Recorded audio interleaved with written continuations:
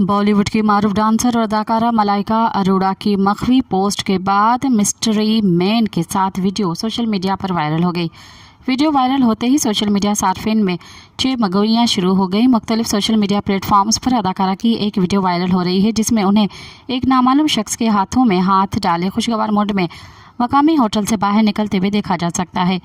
Video में उनके साथ उनकी बहन अमृता अरोड़ा भी दिखाई दे रही हैं। ताहम मलाइका अरोड़ा की मज़कूरा मिस्ट्री मैन के साथ कुर्बतें देखकर सार्फिन तजस्सुस का शिकार हो गए और मुख्तलिफ वीडियोस पर तबसरा कर रहे हैं कि आखिर ये शख्स कौन है। वीडियो की खास बात यह है कि ये एक ऐसे वक्त में मंजर आम पर आई है जब मलाइका अरोड़ा और अदाकारा अर्जुन कपूर के दरमियान अलहदगी की खबरें गर्दिश कर रही हैं।